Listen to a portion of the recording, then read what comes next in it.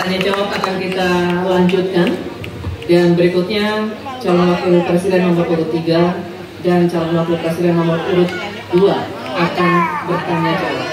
Untuk itu kami persilakan Cawapres nomor urut 3 Bapak Mahfud MD untuk mengajukan pertanyaan kepada Cawapres nomor urut 2 Bapak Gibran Rakabuming-Raka. Pak Mahfud, waktunya 1 menit dimulai saat Bapak berbicara. Silakan. Mas Gibran, saya menghormati Anda sebagai calon wakil presiden, sehingga saya tidak akan bicara secara menjebak dan receh-receh. Pada tanggal 17 Februari 2019 dalam sebuah debat calon presiden, itu Pak Prabowo mengatakan bahwa Pak Jokowi itu menyampaikan tidak akan mengimpor komoditas-komoditas pangan jika nanti terpilih presiden. Ternyata kata Pak Prabowo, 4 tahun memimpin Pak Jokowi masih mengimpor dan itu merugikan banyak petani.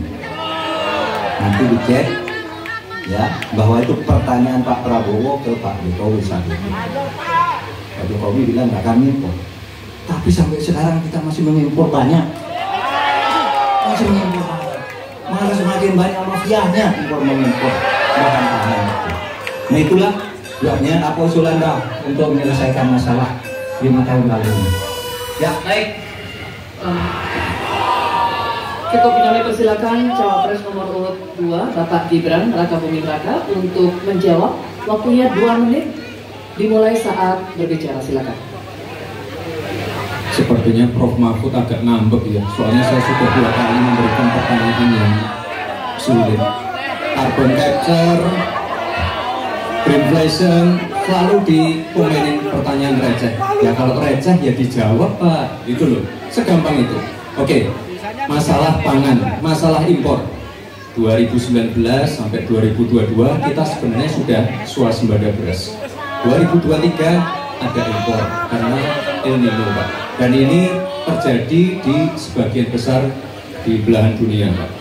Kuncinya sekarang adalah bagaimana kita bisa bekerja sama melakukan ekstensifikasi, intensifikasi lahan di tingkat desa sampai tingkat nasional secara efektif. Pupuk itu kunci. Makanya kemarin ada pabrik pupuk di Fakfak. Ini kunci untuk meningkatkan produktivitas. Lalu mekanisasi. Ini kalau tidak ada mekanisasi, produktivitasnya tidak akan meningkat. Ada combine harvester, ada RMU. Ini wajib untuk meningkatkan produktivitas sekaligus mengurangi food loss atau food waste. Lalu tentu saja kita harus menggandeng anak-anak muda. Misalnya di Jabar sudah ada program petani milenial, ya kita juga harus mengedepankan smart farming. Kita pakai IoT untuk mengecek kesuburan tanah, pH tanah, keasaman tanah, penting sekali itu Pak. Lalu kita pakai drone untuk menyemprotkan pestisida. Jadi memang yang namanya food estate, lahan pertanian itu adalah program jangka panjang Pak. Jadi tidak bisa dijudge sekali panen, 2 kali panen, 3 kali panen. Panen pertama, kedua, ketiga itu pasti tidak pernah 100%. Ini yang petani pasti paham. Baru nanti panen ke-6, ke-7, ke-8 baru akan kelihatan seperti apa hasilnya. Itu Pak, terima kasih dan mohon maaf sebelumnya Pak. Waktunya habis. Terima kasih. Cukup. Bapak Ibu cukup. Baik, kita lanjutkan dulu. Saatnya calon wakil presiden nomor urut 3 Bapak Mahfud MD untuk menanggapi. Waktunya 1 menit saat Bapak berbicara. Silakan. Pertanyaan saya bukan itu. Pertanyaannya itu, dulu Pak Prabowo bertanya, katanya Pak Jokowi tidak mau impor beras. Lalu sekarang faktanya, per hari ini catatan datanya harus dibaca. Impor kedelai 2 juta ton, susu 287 ton, gula pasir 4,3 ton, beras 2,8 ton, daging sapi 160 ton. Ini hasilnya seberapa dari hasil debat dulu yang tanggal 17 itu? Perkembangannya seberapa? Semakin banyaknya angkanya, semakin banyak impornya, semakin terdiversifikasi juga, diversifikasi juga impornya dari data ini.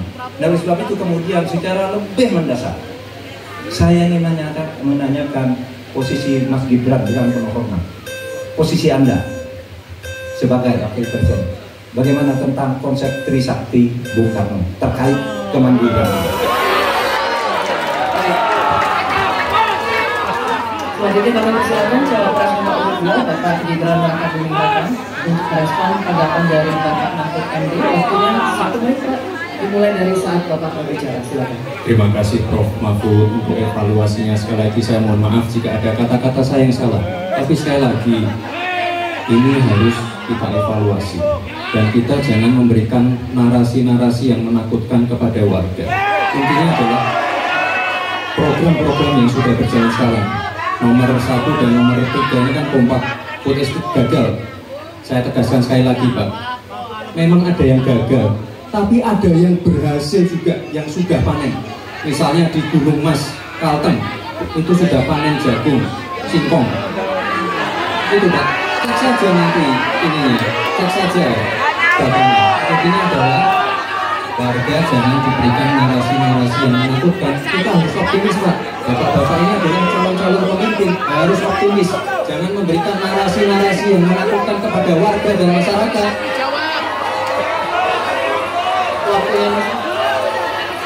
Waktunya habis. Baik, waktunya habis. Cukup.